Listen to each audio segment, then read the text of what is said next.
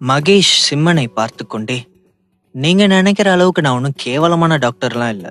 இதோ இந்த சிம்மனை விட நான் பெஸ்ட் டாக்டர் தான் என்றார். பூஜா மருந்து சீட்டை வாங்கி கொண்டு, எனக்கு உங்க மேல நம்பிக்கை இருக்கு டாக்டர் என்று சொல்லிவிட்டு சிம்மனை பார்த்து முறைத்தாள். நான் அப்படி சொல்ல வரல பூஜா, அவங்க கண்டிஷனை பத்தி சொன்னேன், அவ்வளோதான். மிஸ்டர் சிம்மன், நீங்க இதை பத்தி என்ன நினைக்கிறீங்க என்றாள் ரேஷ்மா. நான் பிரிஸ்கிரிப்ஷனை பார்க்க வேண்டிய அவசியமே இல்லை ரேஷ்மா. எனக்கு தெரிஞ்ச வரைக்கும் டாக்டர் மகேஷ் இந்த 2 மருந்தை தான் எழுதி கொடுத்துருப்பாருன்னு நினைக்கிறேன் என்று சொல்லிவிட்டு சிம்மன் 2 மருந்துகளின் பெயர்களை குறிப்பிட்டான். பிரிஸ்கிரிப்ஷனை பார்த்து கொண்டிருந்த பூஜா அவன் சொன்ன பெயர்களை கேட்டு திகைத்து விட்டாள். ஏனென்றால் சிம்மன் சொன்ன மருந்துதான் அதில் எழுதப்பட்டிருந்தது. இதெல்லாம் நான் 10 வயசா இருக்கும்போது பரிந்துரைக்கப்பட்ட அதே மருந்துகள் தான் என்றான் சிம்மன். இதை கேட்ட பிறகு டாக்டர் மகேஷுக்கு சற்று சங்கடமாக இருந்தது. டாக்டர் மகேஷின் மருத்துவ திறன் 10 வயது குழந்தையை விட சிறந்ததல்ல என்ற சிம்மன் எல்லோரிடமும் மறைமுகமாக சொல்லிக் கொண்டிருந்தான். இதனால் ஆத்திரம் அடைந்த மகேஷ், உங்களுக்கெல்லாம் என் திறமை மேல நம்பிக்கை இல்லைல்ல, அப்புறம் நான் எதுக்கு இங்க இருக்கணும்? நான் இப்பவே கிளம்புறேன். இவனே உங்க ப்ரொஃபஸருக்கு ட்ரீட்மெண்ட் பண்ணட்டும். ஆனா ஒண்ணு, இவனால உங்க ப்ரொஃபஸர் நிலைமை மோசமாகிடுச்சுன்னா தயவு செஞ்சு என்கிட்ட மட்டும் ஹெல்ப் கேட்டு வந்துடாதீங்க என்று சொல்லிவிட்டு அவசரமாக அங்கிருந்து புறப்பட்டு சென்று விட்டார். போதுமா? இப்போ உனக்கு சந்தோஷமா பூஜா? நான் ஒரு நல்ல டாக்டர் கூட்டிட்டு வந்தேன், ஆனா அவரை நீ கோவப்படுத்தி அனுப்பிட்டல. இவன் ஒரு ஐயர், இவன் பேச்சை கேட்டு நீ மகேஷை வெளியில போக வச்சிட்டல. இவன் எப்படி ப்ரொஃபஸருக்கு ட்ரீட்மெண்ட் கொடுக்கறான் நானும் பாக்குறேன் என்று கோவமாக கூறினாள். வேண்டாம், வார்த்தையை விடாத பூஜா. நான் ஐயரா? நான் அப்படி என்ன போய் சொன்னேன் என்றான் சிம்மன். ஆமா, நீ ஒரு ஐயர் தான், எனக்கு உன்னை பத்தி நல்லா தெரியும் என்று சொல்லிக் கொண்டிருக்க, ஐயோ 2 பேரும் கொஞ்சம் நிறுத்துறீங்களா? இதோ பார் பூஜா, நம்ம ப்ரொஃபஸரோட பிரச்சனையை கண்டிப்பா சிம்மனால தான் சரி பண்ண முடியும். நமக்கு ப்ரொஃபஸர் குணமாகணும், அதுதான் முக்கியம். உங்க பிரச்சனைய அப்புறமா வச்சுக்கோங்க என்றாள். நீ இவனை நம்புறானா? நான் என்ன பண்ண முடியும்? எனக்கு மரியாதை இல்லாத இடத்துல நீ எனக்கு என்ன வேலை? நான் கிளம்புறேன் என்று சொல்லிவிட்டு விறுவிறுவென அங்கிருந்து சென்று விட்டாள். அதன் பிறகு ரேஷ்மாவின் பக்கம் திரும்பி, ரேஷ்மா, நீங்க கொஞ்சம் வெளியில இருங்க, நான் ப்ரொஃபஸரை செக் பண்ணணும் என்றான். ரேஷ்மா தலையை அசைத்தபடி பால்கனியிலிருந்து வெளியேறி ஸ்கிரீனை மூடி விட்டாள். ப்ரொஃபஸர் சார், உங்களுக்கு இப்ப எப்படி ஃபீல் ஆகுது என்று கேட்க, எனக்கு ரொம்ப குளிரா இருக்குப்பா. அந்த குளிர் எப்படி இருக்கு தெரியுமா? என் எலும்புகளை ஆக்கிரமிச்சிருக்கிற மாதிரி இருக்கு என்று பலவீனமான குரலில் கூறினார். சிம்மன் ஒரு தாயத்தை வெளியே எடுத்தான். அது காரில் வரும்போது ரேஷ்மாவுக்கு கொடுத்தது போலவே இருந்தது. என்னது என்றார் பேராசிரியர். இது தாயத்து, இது நெகட்டிவ் எனர்ஜியை விரட்டி விடும் சார் என்று சொல்லிவிட்டு அவன் அந்த தாயத்தை ப்ரொஃபஸருக்கு முன் மேஜையில் வைத்துவிட்டு தீவிரமாக தொடர்ந்தான். உங்களை கெட்ட ஆன்மாக்கள் ஆக்கிரமிச்சிருக்கு என்று சொன்னவுடன் ப்ரொஃபஸர் அந்த நிலையிலும் ஒரு புன்னகையை வெளிப்படுத்தினார். தம்பி, நீ ஒரு டாக்டர் தானே என்று சந்தேகமாகவும் கிண்டலாகவும் கேட்டான். சார், நான் கேட்கறது உங்களுக்கு இப்ப வேடிக்கையா தான் இருக்கும். ஆனா சரி, அதை விடுங்க சார். உங்க மனைவி எப்படி இறந்து போனாங்கன்னு உங்களுக்கு தெரியுமா? அவங்க மரணத்துல உங்களுக்கு எந்த சந்தேகமும் வரலையா என்றான் சிம்மன். ப்ரொஃபஸர் அதிர்ச்சியோடு தலையை உயர்த்தி, ஏன், அவ இறந்ததுக்கான காரணம் உனக்கு தெரியுமா என்றார். சிம்மன் அவர் கழுத்தில் தொங்கிக் கொண்டிருந்த டாலரை தொட்டு, இந்த டாலர் உங்க மனைவி உங்களுக்கு கொடுத்த பரிசு இல்லையா என்றான். ஆமா, இதை இப்போவும் உங்க கூடவே வச்சிருக்கணும்னு சொன்னாங்க இல்லையா? ஆமா சொன்னாங்க, அதனாலதான் இது இப்பவும் என் கழுத்துல இருக்கு. அதுக்கு என்ன இப்போ? இது, இந்த டாலரை பத்தி உங்களுக்கு ஏதாவது தெரியுமா? ஓ எஸ், 20 வருஷத்துக்கு முன்னாடி ஒரு பழமையான கல்லறையை கண்டுபிடிச்சோம். அந்த கல்லறைக்கு ஒரு பெரிய வரலாறே இருக்கு. நானும் என் மனைவியும் சேர்ந்துதான் ஆராய்ச்சியில ஈடுபட்டிருந்தோம். நாங்க இது வரைக்கும் பார்த்ததுலயே அதுதான் ரொம்ப ரொம்ப பழமையான கல்லறை. எங்களால அந்த கல்லறையோட வரலாறை இப்ப வரைக்கும் முழுசா கண்டுபிடிக்க முடியல. அந்த நாள் எனக்கு இன்னும் நல்லா ஞாபகம் இருக்கு. நாங்க 2 பேரும் முதல் நாள் ராத்திரி ஒரு கோவில்ல தான் தங்கியிருந்தோம். மறுநாள் ஆராய்ச்சிக்காக நாங்க புறப்படும் போது என் மனைவிக்கு கால் தடுக்குச்சு. அப்ப அந்த கோவில்ல இருந்த சாமியார் ஒருத்தர் இதை கெட்ட சகுனம்னு சொன்னாரு. அவர் தான் இந்த டாலரை என் மனைவிக்கு கொடுத்து இதை எப்பவும் அவங்க கூடவே வச்சிருக்கணும்னு சொன்னாரு என்று சொல்ல, அடுத்து என்ன நடந்திருக்கும்னு நான் சொல்றேன். அவங்க அந்த பதக்கத்தை உங்களுக்கு கொடுத்துட்டாங்க என்றான். கரெக்ட், எங்க கூட மொத்தம் 16 பேர் இருந்தாங்க. என்னை தவிர எல்லாருமே இறந்து போயிட்டாங்க. அதுல என் மனைவியும் ஒருத்தி. ஆனா அவங்க ஏன் இறந்து போனாங்கங்கிற காரணம் யாருக்குமே தெரியல. திடீர்னு நான் அந்த கல்லறையில இருக்கும் போதே மயக்கமாயிட்டேன். அப்புறம் ரெஸ்கியூ டீம் வந்துதான் எங்களை அங்கிருந்து வெளியே கொண்டு போனாங்க. கல்லறையில ஆக்சிஜன் பற்றாக்குறையால தான் எல்லாரும் இறந்ததா அவங்க பொதுமக்கள் கிட்ட சொல்லிட்டாங்க. அதோட அந்த கேஸ் க்ளோஸ் ஆகிடுச்சு. சரி, இப்ப இன்னொரு கேள்வி. நீங்க அந்த தாயத்தை கொஞ்சம் சரியா பாருங்க. அதுல வலது மூலையில ஒரு கருப்பு புள்ளி இருக்கு இல்லையா? இது கண்டிப்பா அந்த சம்பவத்துக்கு அப்புறம் உருவானதா தான் இருக்கும். am I கரெக்ட் என்று கேட்க, எக்ஸாக்ட்லி என்றார் ப்ரொஃபசர். இது என் மனைவி என்கிட்ட கொடுக்கும்போது இது ரொம்ப பளபளப்பா இருந்துச்சு. பட் அதுக்கப்புறம் இது ரொம்பவே மந்தமாகிடுச்சு என்றார். உண்மையை சொல்லணும்னா இந்த டாலரால தான் நீங்க இப்போ உயிரோடையே இருக்கீங்க என்றான் சிம்மன். இதை கேட்ட ப்ரொஃபசரின் இதயம் வலியில் துடிக்க ஆரம்பித்து விட்டது. அவர் அழுது கொண்டே, அன்னைக்கு நான் தான் செத்து போயிருக்கணும், என்னை காப்பாத்திட்டு என் மனைவி போய் சேர்ந்துட்டா என்று சொல்லி அழுதார். அவருடைய உணர்வுகளை அவனால் புரிந்து கொள்ள முடிந்தது. அவர் தனது மனைவியை மிகவும் நேசித்தார் என்பது தெளிவாக தெரிந்தது. கடந்த சில வருஷமா நீங்க எந்த தீய ஆவியையும் சந்திக்கவே இல்லை. அதுக்கு காரணம் இந்த டாலர் தான். இதுதான் உங்களுக்கு பாதுகாப்பா இருந்துச்சு. அதனாலதான் 10 நாளைக்கு முன்னாடி நீங்க போன பழங்காலத்து கல்லறையில இருந்த தீய சக்தி உங்களை அட்டாக் பண்ணும்போது இதால உங்களை முழுசா பாதுகாக்க முடியல என்றான் சிம்மன். நான்லாம் எப்போ சாக வேண்டியவன் தான். என் மனைவி இல்லாம நான் மட்டும் எதுக்கு வாழணும் என்று சலித்து கொண்டார். நீங்க இப்படி ஒரு நிலைமையில இருக்கிறது உங்க மனைவி விரும்ப மாட்டாங்க இல்லையா சார்? அவங்களுக்காகவாவது நீங்க நல்லா இருக்க வேண்டாமா என்றான் சிம்மன். இல்ல தம்பி, நீ என்ன சொன்னாலும் என்னால அதை ஏத்துக்க முடியல. எனக்கு வாழ விருப்பம் இல்ல என்ற நம்பிக்கையின்றி பேசினார். அப்படி இல்ல சார், உங்க மனைவி இப்போ இந்த உலகத்துல இல்ல. அவங்க இந்த உலகத்தை விட்டு போயிட்டாங்க. அவங்களுக்கு எத்தனையோ ஆசைகளும் கனவுகளும் இருந்திருக்கும் இல்லையா? அதையெல்லாம் இப்ப இந்த உலகத்துல இருக்கிற உங்க மூலமா தானே நிறைவேற்றிக்கணும்னு ஆசைப்படுவாங்க. சார், இந்த டேபிள்ல ஒரு தாயத்து இருக்கு. இது தீய சக்திகளை அழிக்கக்கூடிய தாயத்து.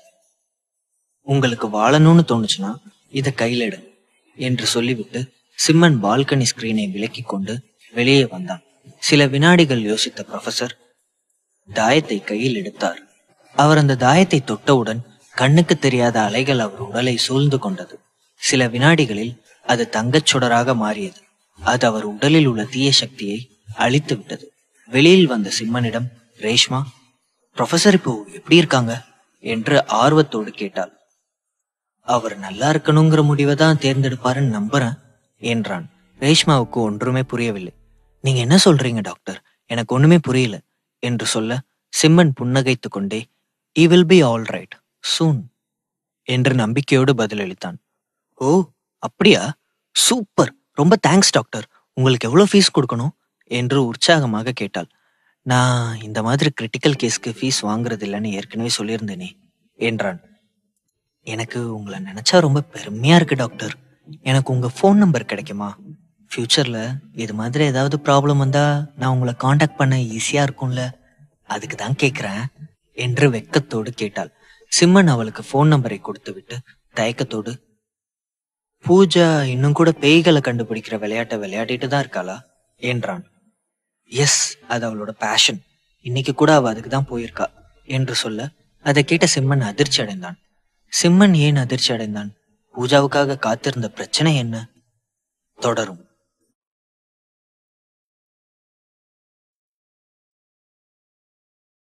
பூஜா இன்னும் கூட ஹாண்டட் ஹவுசஸ்க்குலாம் போய் பேய்களை கண்டுபிடிக்கிற விளையாட்டை விளையாடிட்டு தான் இருக்காளா என்றான் சிம்மன். ஆமா, அது அவளோட பேஷன். யாருக்காகவும் அதை அவ மாத்திக்கிறதா இல்ல. ஏன், இன்னைக்கு கூட அவ அப்படி ஒரு இடத்துக்கு தான் போக போறா. அதுவும் எங்க தெரியுமா? நம்ம ஊர் எல்லையில இருக்கிற லக்ஷ்மி விலாஸுக்கு தான் இன்னைக்கு போறாளாம் என்றாள் ரேஷ்மா. என்னது, லக்ஷ்மி விலாஸா? அது எங்க இருக்கு என்றான் சிம்மன். என்ன டாக்டர், உங்களுக்கு லக்ஷ்மி விலாஸ் பத்தி தெரியாதா? சரி வாங்க, நான் உங்களை கிளினிக்ல டிராப் பண்றேன், அப்படி போகும்போது சொல்றேன் என்று சொல்ல இருவரும் அங்கிருந்து வெளியேறி காரில் புறப்பட்டார்கள். லக்ஷ்மி விலாஸ் ஒரு காலத்துல சுடுகாடா இருந்த இடம். அந்த இடத்த தரமட்டமாக்கிட்டு அது மேலதான் இந்த லக்ஷ்மி விலாஸை கட்ட ஆரம்பிச்சாங்க. ஆனா அந்த இடத்துல அப்பப்போ பல அமானுஷ்யமான விஷயங்கள் நடக்க ஆரம்பிச்சது. பில்டிங் முழுசா பினிஷ் ஆகுறதுக்குள்ள கிட்டத்தட்ட 10-15 பேர் மேல இருந்து கீழே விழுந்து இறந்து போயிட்டாங்களாம். இதுல இன்னொரு வினோதமான விஷயம் என்னன்னா, இறந்தவங்க எல்லாருமே கீழே விழும்போது ஏதாவது ஒரு பொருள் மேல மோதி தலை நொறுங்கிதான் இறந்து போயிருக்காங்க. கண்டிப்பா அங்க ஏதோ பிரச்சனை இருக்குன்னு தெரிஞ்சதுக்கு அப்புறம் அங்க யாருமே போறதில்ல என்றாள் ரேஷ்மா. இந்த மாதிரி ஒரு இடத்துக்கு அவ போறது அவ உயிருக்கே ஆபத்துன்னு உனக்கு தோணலையா? நீ அவளோட ஃப்ரெண்டு தானே, அவகிட்ட பேசி அவளை தடுக்கணும்னு உனக்கு தோணலையா என்றான் சிம்மன். ஆரம்பத்துல எவ்வளவோ சொல்லி பார்த்தாச்சு டாக்டர், அவ யாரு பேச்சையும் கேட்கறதா இல்ல. இப்பெல்லாம் நாங்க தான் அவளுக்கு ஏத்த மாதிரி பழகிட்டோம் என்றாள். இன்னைக்கு நல்ல நாள் இல்லை, இந்த நாள்ல தீய சக்திகளோட அட்டகாசம் ரொம்ப ஜாஸ்தியா இருக்கும் என்றான் சிம்மன். அதை கேட்ட ரேஷ்மா அதிர்ச்சி அடைந்தாள். இதற்கு முன் அவளுக்கு இது போன்ற விஷயங்களில் நம்பிக்கை இருக்கவில்லை. ஆனால் இப்போது இவள் இதையெல்லாம் நம்ப ஆரம்பித்திருந்தாள். உன்னால முடிஞ்சா அவளை இது மாதிரி இடங்களுக்கு போக விடாத. அதையும் மீறி போய் தான் தீர்வேன்னு சொன்னா அட்லீஸ்ட் இந்த தாயத்தை கையோடு கொண்டு போக சொல்லு என்று சொல்லிக்கொண்டே அவளிடம் ஒரு தாயத்தை எடுத்து நீட்டினான். ஒருவேளை இந்த தாயத்தை திடீர்னு எரிய ஆரம்பிச்சா முடிஞ்ச வரைக்கும் அந்த இடத்த விட்டு வேகமா வெளியேறிடணும்னு சொல்லிடு. திரும்பி கூட பார்க்காம அங்கிருந்து ஓடி வந்துடணும்னு ஸ்ட்ரிக்டா சொல்லிடு என்று சொல்ல ரேஷ்மா தலையசைத்து, நீங்க எனக்காக எவ்வளவு பெரிய உதவி பண்ணிருக்கீங்க, அதுக்காக ஃபீஸ் கூட வாங்கல, உங்களுக்காக கண்டிப்பா நான் இதை செய்யறேன் என்றாள். தேங்க்ஸ் ரேஷ்மா என்றான் சிம்மன். பேசிக்கொண்டே இருவரும் சிம்மனின் கிளினிக்கை அடைந்தார்கள். சிம்மனை விட்டுவிட்டு ரேஷ்மா சென்று விட்டாள். அவன் கிளினிக் உள்ளே நுழையும் போது தன்னுடைய உதவியாளர் தனக்காக காத்திருப்பதை கவனித்தான். நீ இன்னும் தூங்கலையா? ரொம்ப நேரமாச்சு, ஏதாவது முக்கியமான விஷயமா என்றான் சிம்மன். ஆமா, இட்ஸ் சீரியஸ் ப்ராப்ளம் என்று சொல்லிக்கொண்டே அவள் சில போட்டோக்களை எடுத்து சிம்மனிடம் நீட்டினாள். முதல் புகைப்படத்தில் ஒரு பாலடைந்த ஃபேக்டரி இருந்தது. அதில் அந்த கட்டிடத்தை சுற்றி சில தொல்பொருட்கள் கிடந்தன. எங்கு பார்த்தாலும் கரப்பாம்பூச்சிகளும் எலிகளும் மேய்ந்து கொண்டிருந்தன. இரண்டாவது போட்டோவில் தொழிலாளர்கள் ஒரு லைனில் நின்று கொண்டிருப்பது போன்ற புகைப்படமாக இருந்தது. அவர்களில் சிலர் சாதாரணமாக உடை அணிந்திருந்தனர், மற்றவர்கள் அரைகுறையாக உடை அணிந்திருந்தனர். சிலர் சிகரெட் பிடித்துக் கொண்டிருந்தனர். அந்த இடமே சுத்தமில்லாமல் இருந்தது. மூன்றாவது போட்டோவில் அதிக எண்ணிக்கையிலான பச்சை நிற மாத்திரைகள் தயாரிக்கப்பட்டிருந்தன. அதை பார்த்தவுடன் சிம்மன் அதிர்ச்சியோடு, டாக்ஸிக் கேப்சூல்ஸ் என்றான். கரெக்ட். கொஞ்ச நாளைக்கு முன்னாடி பேஷண்ட்ஸ் ஏதோ ஒரு வைரஸால பாதிக்கப்பட்டு அட்மிட் ஆகியிருந்தாங்க இல்லையா டாக்டர்? அதுக்கு காரணம் இந்த ஃபேக்டரியில தயாரிக்கப்படுற மருந்து தான். நீங்க சந்தேகப்பட்ட அந்த ஃபேக்டரியை செக் பண்ண சொன்னீங்க. நானும் அவங்கள ஃபாலோ பண்ணேன். அப்பதான் தெரிஞ்சது அவங்க யாருக்கும் தெரியாம இல்லீகலா இப்படி ஒரு ஃபேக்டரியை ரன் பண்ணிட்டு இருக்காங்க. இந்த ஃபேக்டரியில தயாரிக்கப்படுற மாத்திரைகளால தான் மக்கள் பாதிக்கப்பட்டிருக்காங்க என்றாள். அந்த போட்டோவில் 2 நபர்கள் இருந்தார்கள். அதை பார்த்த சிம்மன் அதிர்ச்சி அடைந்து விட்டான். எனக்கு இப்போதான் எல்லாமே புரியுது. இவன் ஹாஸ்பிட்டல் டீனோட பையன். இவனுக்கும் இதுல சம்பந்தம் இருக்கிறதுனாலதான் டீன் இந்த கேஸ போலீஸ் வரைக்கும் கொண்டு போக வேண்டான்னு சொல்லியிருக்காரு என்றான். அன்று இரவு போலீஸ் ஸ்டேஷனுக்கு ஒரு பார்சல் வந்தது. அதில் ஒரு கடிதம் இருந்தது. அந்த கடிதத்தில் டாக்ஸிக் கேப்சூல்ஸ் தயாரிப்பது தொடர்பான வலுவான ஆதாரங்கள் இருந்தன. மேலும் 2 சஸ்பெக்டின் குரல் பதிவும் அவர்களுடைய போட்டோக்களும் அதில் இருந்தது. காவல்துறை இதை பற்றி விசாரித்த போது குற்றவாளியின் அடையாளம் உறுதி செய்யப்பட்டது. அவர்களில் ஒருவன் அந்த மருத்துவமனையின் இயக்குனரின் மகன், இன்னொருவன் குத்துச்சண்டை கிளப்பின் முதலாளியின் மகன். அன்று இரவே இருவரும் சந்தேகத்தின் அடிப்படையில் கைது செய்யப்பட்டனர். மற்றும் அங்கே வேலை செய்த தொழிலாளர்களும் கூட கைது செய்யப்பட்டனர். இதைத் தொடர்ந்து போலீஸ் நாடு முழுவதும் உள்ள அனைத்து ஃபேக்டரிகளையும் பரிசோதனை செய்தனர். முடிவில் பல ஃபேக்டரிகளில் தவறு நடப்பதை கண்டுபிடித்தனர். அதன் முதலாளிகளும் கைது செய்யப்பட்டார்கள். அந்த செய்தியை டிவியில் பார்த்த சிம்மன் நிம்மதி பெருமூச்செறிந்தான். அப்போது இடையே மேகனா நடித்த சுந்தரி ஃபேர்னஸ் கிரீம் விளம்பரம் ஒளிபரப்பானது. அது இன்னும் 6 நாட்களில் சந்தையில் வெளியிடப்படுவதாக இருந்தது. அதன் விளம்பர சுவரொட்டிகள் மற்றும் வீடியோக்கள் எல்லா இடங்களிலும் ஒளிபரப்பப்பட்டன. இந்த தயாரிப்பை பற்றி பெரும்பாலான மக்கள் அறிந்திருந்தனர். இதன் விளம்பரம் மற்ற விளம்பரங்களிலிருந்து வித்தியாசமான முறையில் படமாக்கப்பட்டிருந்தது. ஒரு அரசி பெரிய அரண்மனையிலிருந்து மெதுவாக நடந்து வருவது போல படம் பிடித்திருந்தார்கள். அழகான விளம்பரத்தை பார்த்ததும் பார்வையாளர்களில் பலர் அதை விரும்ப ஆரம்பித்து விட்டார்கள். அது மிகவும் வைரலானது. 6 நாட்களுக்கு பிறகு சுந்தரி கிரீம் வெளியிடப்பட்ட முதல் நாளில் 1000 பாட்டில்களை மட்டுமே விற்க முடிந்தது. ஆனால் 3வது நாளுக்கு பிறகு இந்த தயாரிப்பை பற்றி பலரும் பேசிக்கொள்ள ஆரம்பித்தார்கள். வாடிக்கையாளர்களிடமிருந்து வியக்கத்தகு விளைவுகளை பார்த்த பிறகு அடுத்த சில நாட்களில் அதிகமான மக்கள் அந்த தயாரிப்பை பற்றி கேட்க வந்தனர். இது முகத்தில் இருக்கும் கரும்புள்ளிகளை மங்க செய்ய உதவியது. வெறும் 3 நாட்களில் அற்புதமான விளைவுகளை கொடுத்தது. ஒரு ஒர்க்கிங் விமன் குழந்தையை பெற்றெடுத்த பிறகு முகமெங்கும் கரும்புள்ளிகளோடு இருந்தாள். அவள் இதற்கு முன் நிறைய தோல் பராமரிப்பு பொருட்களை பயன்படுத்தினாள். ஆனால் அதில் எந்த பலனும் இருக்கவில்லை. தூரத்திலிருந்து மற்றவர்கள் அவளை பார்த்தால் சுருக்கங்கள் தெளிவாக தெரியாது. ஆனால் அருகில் சென்று பார்க்கும்போது தெளிவாக தெரியும். அவள் சுந்தரி கிரீமை முயற்சி செய்ய எதிர்பாராத விதமாக 3 நாட்களுக்கு பிறகு அவளது முகப்பருக்கள் அனைத்தும் அடியோடு மறைந்து விட்டன. அவளது பருக்களை கன்சீலர் போட்டு மறைக்க வேண்டிய அவசியமே இருக்கவில்லை. அவளுடைய தோல் நன்கு மென்மையாக மாறிவிட்டது. அவள் இளமையாகவும் தெரிய ஆரம்பித்தாள். இந்த ப்ராடக்டை பயன்படுத்திய பிறகு பலரும் இளமையாக தோன்றினர். அதனால் பல கஸ்டமர்கள் இதை கேட்க ஆரம்பித்தார்கள். மேக்னா எதிர்பார்த்தது போலவே பலரும் இந்த தயாரிப்பின் அதிசய விளைவு பற்றி பேசிக்கொண்டார்கள். அதிக கஸ்டமர்கள் இதை விரும்பியதால் இதை அதிகமாக தயாரிப்பதற்கு அதிக தொழிற்சாலைகள் தேவைப்பட்டது. 24 மணி நேரமும் தயாரிப்புகள் தொடர்ந்து தயாரிக்கப்பட்டன. இருப்பினும் அவளால் சந்தை தேவையை பூர்த்தி செய்ய முடியவில்லை. பிற மாநிலங்களை சேர்ந்த பல தொழிலதிபர்களும் அவளுக்கு ஒத்துழைக்க விரும்பினர். அவர்கள் இந்த தயாரிப்புக்கு முகவர்களாக இருக்க விரும்பினர். மேக்னாவும் அதற்கு தயாராக இருந்தாள். அதே நேரம் எங்கே இந்த கிரீம் சந்தையில் போலியாக தயாரிக்கப்படுமோ என்ற அச்சம் அவள் மனதில் இருந்தது. ஆனால் மேக்னாவுக்கு ஒரு விஷயம் புரியவில்லை. இது சிம்மனின் ரகசிய ஃபார்முலாவின்படி தயாரிக்கப்பட்டது. இதை மற்றவர்கள் பின்பற்றுவது அவ்வளவு சுலபமாக இருக்காது. இந்த வெற்றிக்கு பிறகு அஜய் மற்றும் கௌதம் இருவரும் ஒரு தனி அறையில் ஒன்றாக மது அருந்திக் கொண்டிருந்தார்கள். அவர்களோடு சிம்மனும் இருந்தான். ஆனால் சிம்மன் மது அருந்தவில்லை. டேய் சிம்மா, நிஜமாவே உன்னோட ஃபார்முலா சூப்பர்டா. மார்க்கெட்ல என்ன போடுது தெரியுமா? இது மாதிரி உன்கிட்ட இன்னும் எத்தனை சீக்ரெட்ஸ் இருக்கு. அது எல்லாத்தையும் வச்சு இதே மாதிரி நம்ம நிறைய ப்ராடக்ட்ஸ் ரெடி பண்ணுவோம் என்றான் கௌதம். அட ஆமாண்டா, ஸ்டார்டிங்ல சுந்தரி கிரீம்ல முதலீடு செய்யும் போது எங்க அப்பா என்ன திட்டினாரு. ஆனா இப்ப என்ன நினைச்சு பெருமைப்படுறாரு. இதுக்கெல்லாம் காரணமே நீதாண்டா சிம்மா என்றான் அஜய். எனக்கு இந்த பிசினஸ் விஷயத்துல எல்லாம் இன்ட்ரெஸ்ட் இல்லடா. இத பத்தி இன்னொரு நாள் பேசலாம் என்றான் சிம்மன். இன்னைக்கு ஒரு நாள் தான் எனக்கு டைம் இருக்கு. நாளையில இருந்து நான் சுதந்திரமா இருக்க மாட்டேன். கூடிய சீக்கிரம் நான் மேரேஜ் பண்ணிக்க போறேன் என்றான் விஜய். டேய் சூப்பர்டா மச்சான், வாழ்த்துக்கள் என்றான் கௌதம். தேங்க்ஸ்டா. இன்னும் 3 மாசத்துல எனக்கு மேரேஜ் நடக்கும். அந்த வேலையில நான் பிஸி ஆயிடுவேன். இன்னைக்கு ஒரு நாள் தான் உங்க கூட இருக்க முடியும். இந்த நாள் மறக்க முடியாத அளவுக்கு என்ஜாய் பண்ணலாம்னு நினைக்கிறேன்டா என்றான் அஜய். அதன் பிறகு மூவரும் மசாஜ் செய்து கொள்ள சென்றார்கள். அங்கே மூவரும் தனித்தனி அறையில் இருக்க சிம்மனின் அறைக்குள் ஒரு பெண் வந்தாள். அந்த பெண்ணை பார்த்தவுடன் சிம்மன் அதிர்ச்சி அடைந்து விட்டான். மேடம், நீங்களா என்று அதிர்ச்சியோடு கேட்டான். சிம்மனுக்கு மசாஜ் செய்துவிட வந்த பெண் யாராக இருக்கும்? அவளை கண்டு சிம்மன் ஏன் அதிர்ச்சி அடைந்தான்? தொடரும்.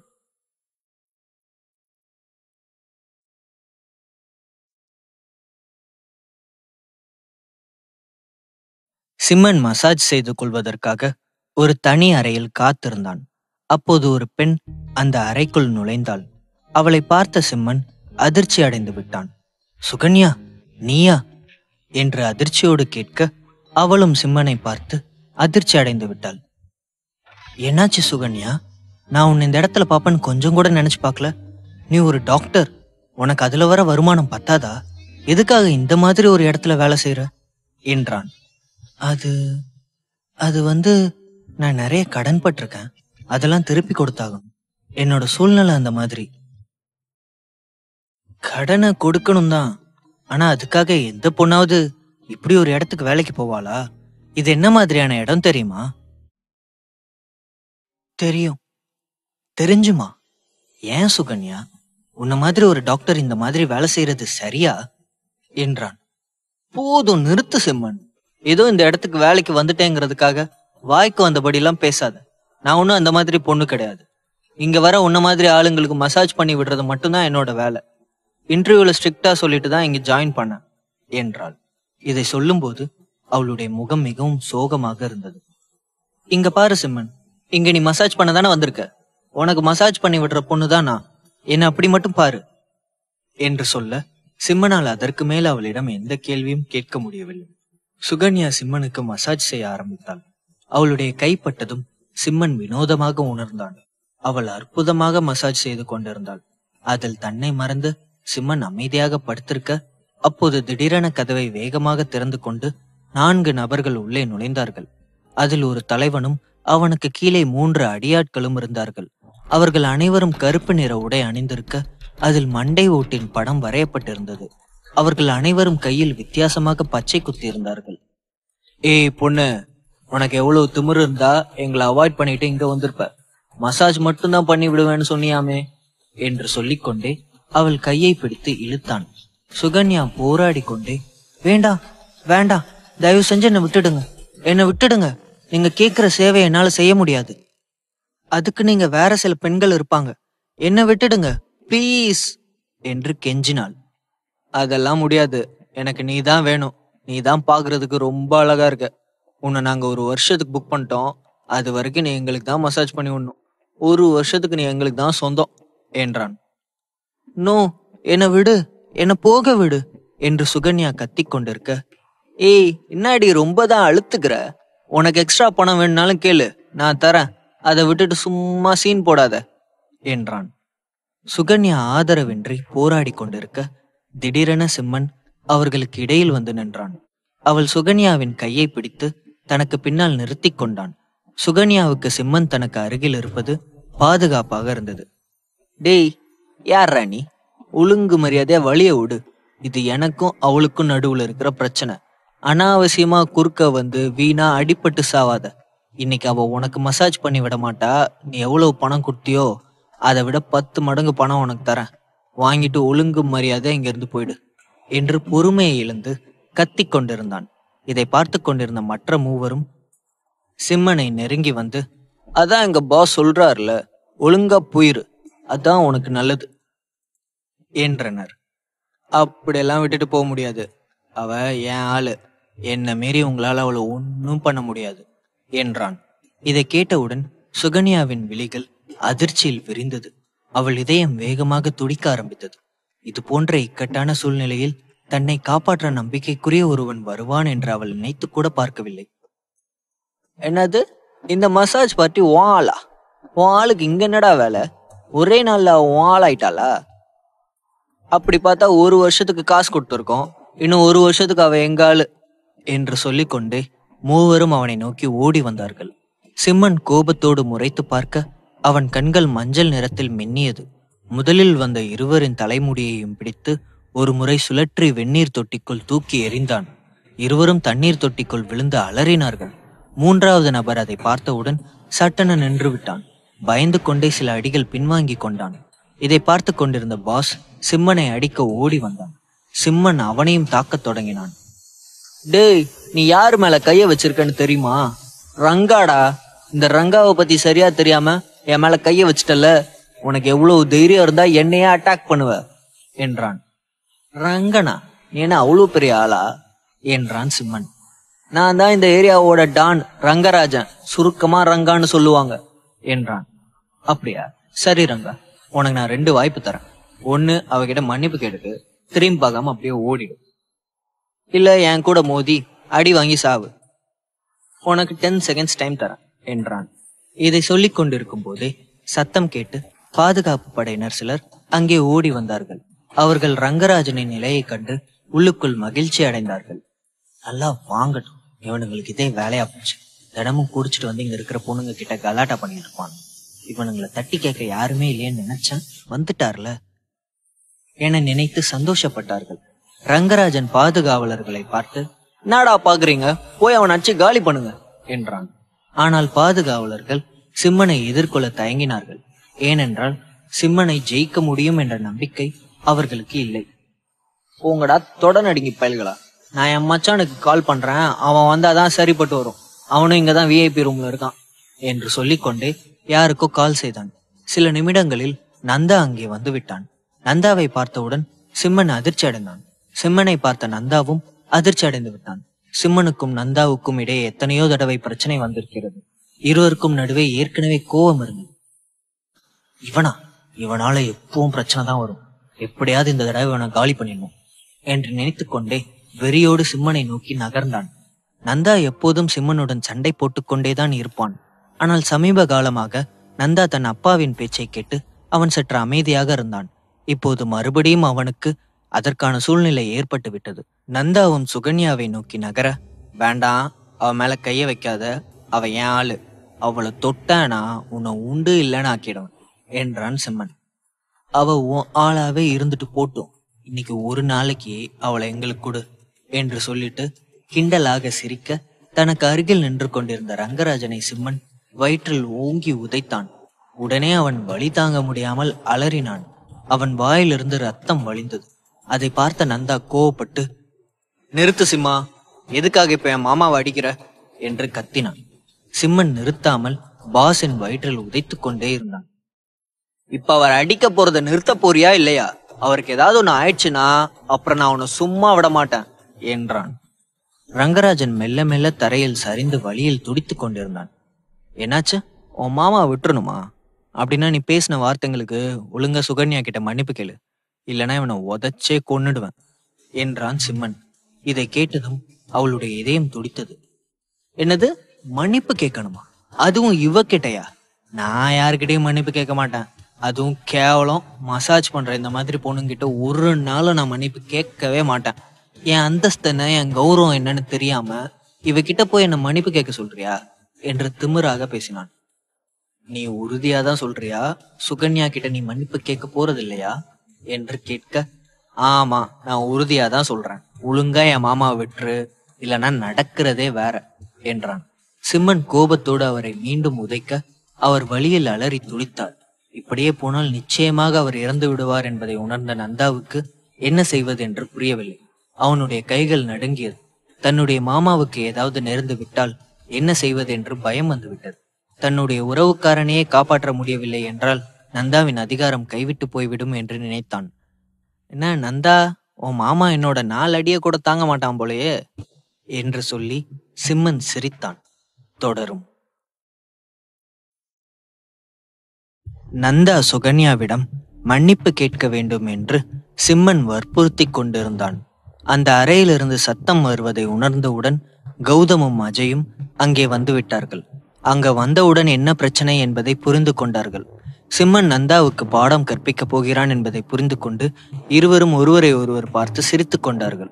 எதுவும் பேசாமல் அமைதியாக ஒரு ஓரமாக நின்று கொண்டார்கள். சத்தம் கேட்டு பலரும் அங்கே வந்தார்கள். அதிகப்படியான மக்கள் அந்த அறையை நோக்கி வருவதை பார்த்த நந்தா டென்ஷன் ஆனான். தன்னுடைய தோல்வியை ஒப்புக்கொள்ள அவனுக்கு மனம் வரவில்லை. ஆனால் மன்னிப்பு கேட்கவில்லை என்றால் விஷயங்கள் மோசமாகிவிடும் என்பதை உணர்ந்து, சரி சரி, இப்போ என்ன, அந்த பொண்ணுகிட்ட மன்னிப்பு கேட்கணும் அவ்வளவுதானே, இங்க பார் பொண்ணு, என்னை மன்னிச்சிடு என்று வேண்டா வெறுப்பாக கூறினான். நந்தா மன்னிப்பு கேட்கும் போது சுகன்யா சிம்மனின் கையை இறுக்கமாக பிடித்து கொண்டாள். அவள் பயந்து போயிருந்தாள். திமிர் பிடித்த நபர் தன்னிடம் மன்னிப்பு கேட்பான் என்று அவள் எதிர்பார்க்கவில்லை.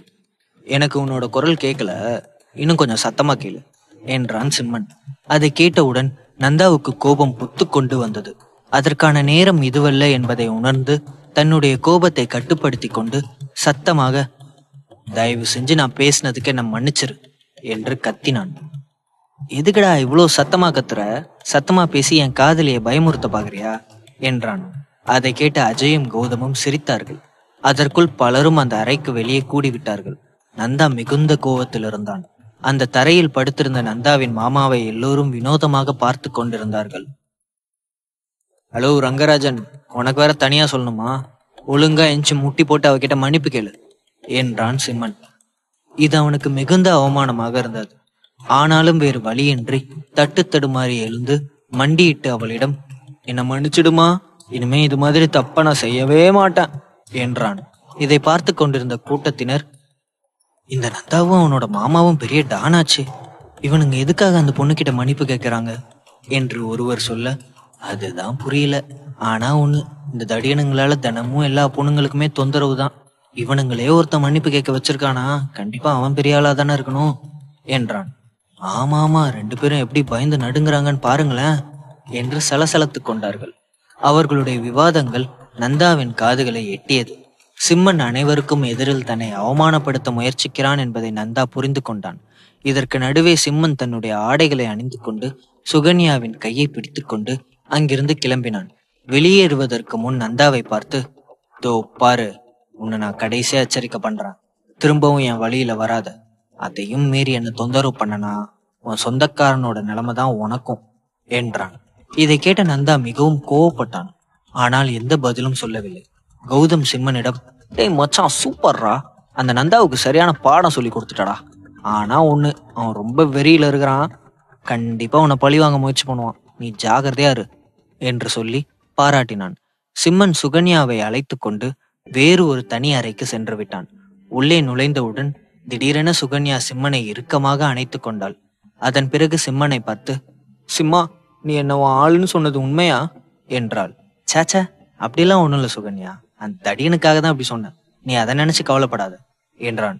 சுகன்யா மனதுக்குள், நான் எதுக்காக கவலைப்பட போறேன் சிம்மா, சொல்லப்போனா அது உண்மையா இருந்தா எவ்வளவு நல்லா இருக்கும்னு மனசு ஏங்குது.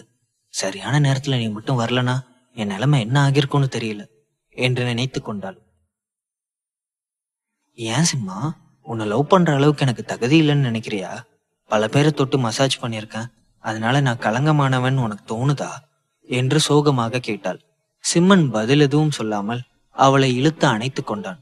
அப்போது திடீரென சுகன்யாவின் செல்போன் சினுங்கியது. அவள் உடனே சிம்மனிடமிருந்து விலகி கொண்டாள். செல்போனை அட்டன் செய்து காதில் வைத்து பேசத் தொடங்கினாள். அவள் பேசிய பிறகு அவளுடைய முகப்பாவனைகள் முற்றிலுமாக மாறிவிட்டது. என்னாச்சு? வாட்ஸ் ராங் வித் யூ என்றான் சிம்மன்.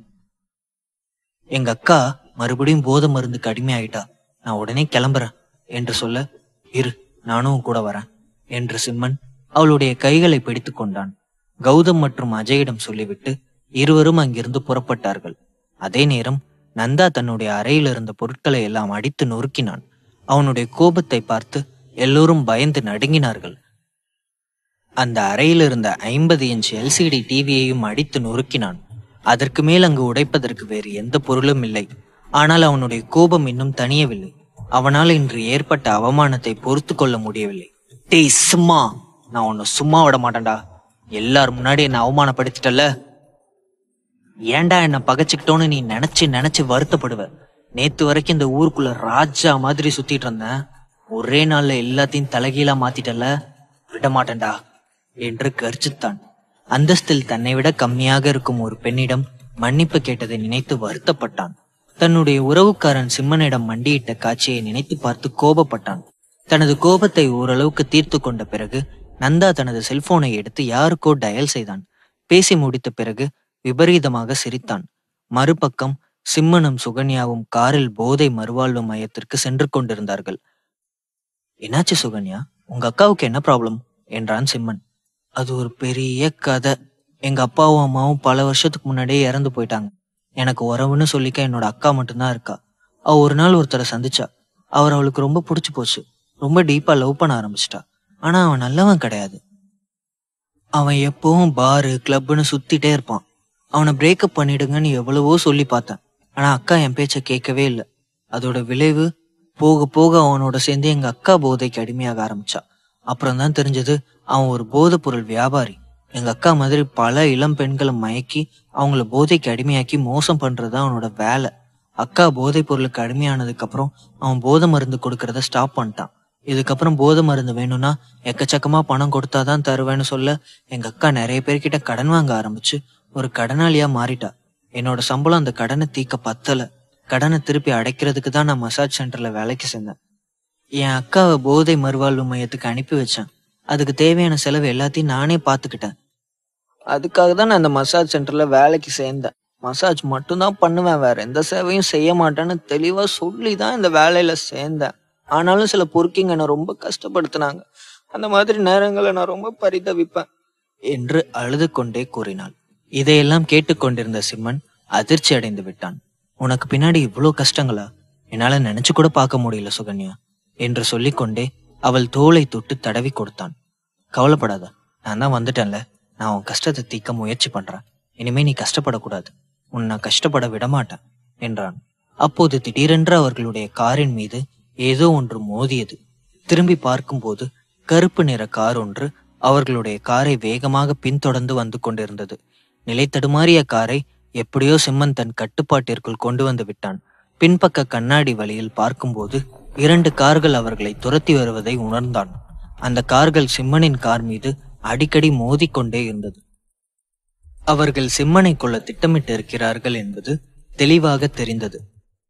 சுகன்யா, உடனே சீட் பெல்ட் போடு, பயப்படாத என்று சத்தமாக சொன்னான். உடனே சுகன்யா சீட் பெல்ட் போட்டுக்கொண்டாள். என்ன நடந்தாலும் சரி, நீ பின்னாடி திரும்பி பார்க்காத என்று சொல்லிக்கொண்டே வேகமாக காரை ஓட்டினான். என்னாச்சு சிம்மா, இவங்கெல்லாம் யாரு, எதுக்காக நம்மளை கொல்ல வராங்க என்று கேட்க, அது வேற ஒண்ணும் இல்ல, அடிப்பட்ட பாம்பு கடிக்க வந்திருக்கு என்றான். இப்ப என்ன பண்றது என்று பதட்டத்தோடு கேட்க, கவலைப்படாத என்று சொல்லிவிட்டு காரை வேகமாக ஓட்டினான். அவனை 2 கார்களும் அதே வேகத்தில் துரத்தியது. சாலை எங்கும் புழுதி பறந்தது. சிம்மன் உயிர் பிழைப்பானா? சுகன்யாவுடைய அக்காவின் நிலை என்ன? சிம்மன் அவளை காப்பாற்றுவானா? தொடரும்.